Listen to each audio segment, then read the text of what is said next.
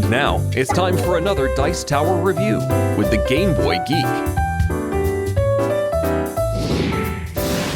Hello my friends, it's the Game Boy Geek here. Today, we're going to be looking at the colors of a rainbow. And you look at all those and you see all the way from red all the way down to violet. We're going to be looking at those in a card game called Red7. And this is a game from Asmadi Games. It's 2 to 4 players. It plays in really quick, 5 to 10 minutes. It's got a little twist to it. Let's check it out. I'll show you how it's played. I'll see you on the other side.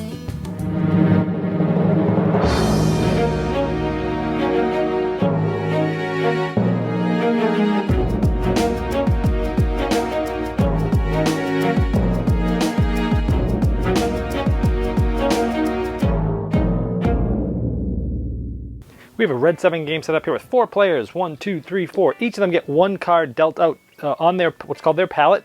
And the game always starts with a rule card that says you are currently playing red, highest card wins. This is a game where you're playing cards and at the end of your turn you always have to be actively winning at that point in the game or you're out. So it's player elimination, but the trick is the rules are going to be changing by your opponents and by you.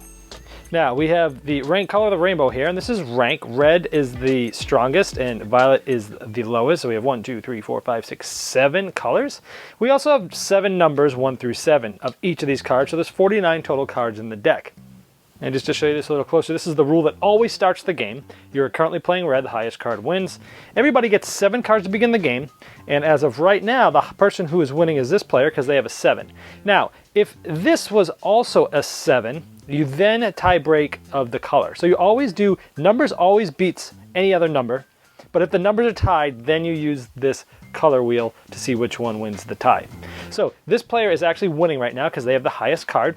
So the player to their left is the one that gets to go first, and from their 7 cards, they have 1 of 3 actions they can take. So in your hand of cards, let's say I have these, each of these cards has a number, a color, and a rule. So one thing you can do on your turn is just play a colored card down to your palette. And so I have a blue 6 and a green 7. At this point, just by playing that one card, I am now winning. I have the highest. Why? Because 7 is the highest number. These 2 tie and green is bigger than violet. I would be winning. It would go to the next player's turn. Now, the next player can do a couple of different things.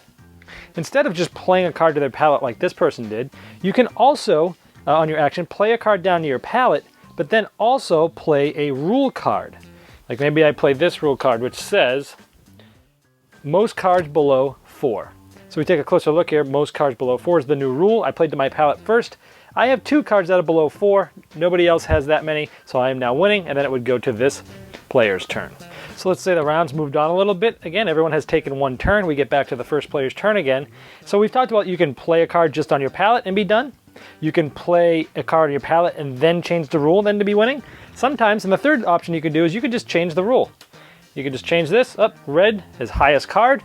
I have the 7. He has a 7, but green is higher than violet. Boom, I'm done. Goes to the next player. So those are 3 options. Play 1 card on your palette, play 1 card on your palette and in the rule, or just the rule. That's the whole game right there.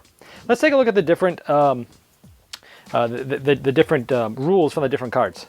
So here are the 7 different colors. Each of them has the unique rule.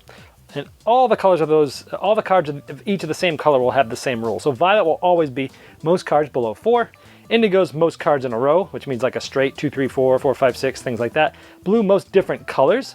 Green, most even cards. Yellow, most of 1 color. Orange, most of 1 number. And of course, red, the highest card. Now you'll play this until player elimination, until everybody's out except 1 person and that person wins. Now, optionally, you can play sort of a running total game where you play multiple rounds, and you play to a certain amount of points depending on the amount of players there are. There are a few advanced rules you can throw in the mix. That's the base game. Let's talk about a little bit of the advanced rules. One of the advanced rules is if, when you play a card to the canvas, which is this to change the rule, if this number, 7, is higher than the amount of cards that you have down here, you then get to draw a card from the draw pile, which then is really good because that gives you more options to allow you to stay alive longer. And that can be really powerful in the game.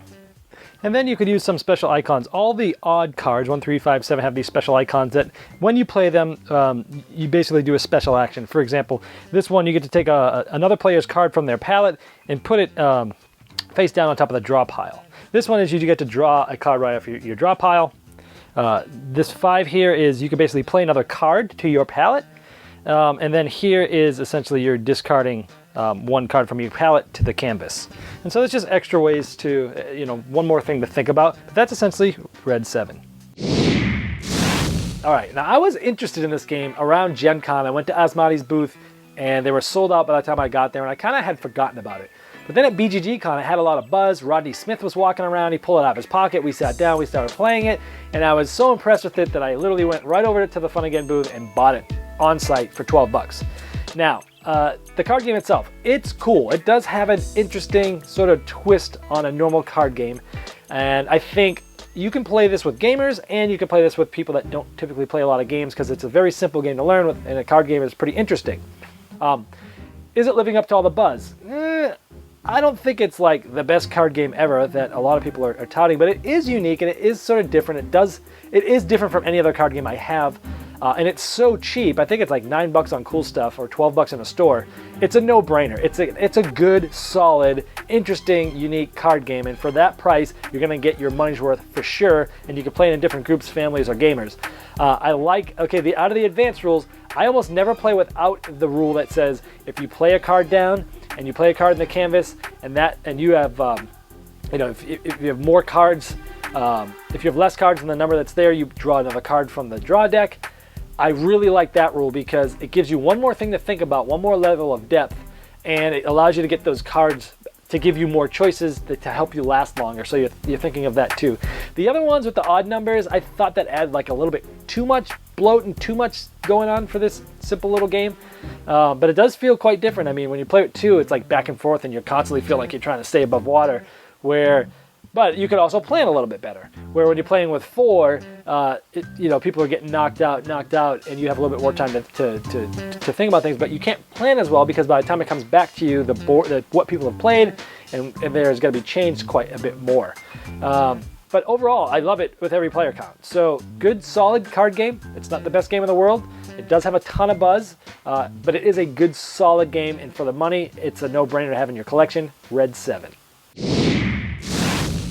Thanks so much for watching the Dice Tower videos. Find more great videos and reviews, as well as our top-rated audio podcast at Dicetower.com. You can also find other great shows at Dicetowernetwork.com. I'm Eric Summerer, and you've been watching The Dice Tower. The Dice Tower is sponsored by Cool Stuff Inc., where you can find great games for great prices. Cool stuff in stock. Check them out at CoolStuffInc.com.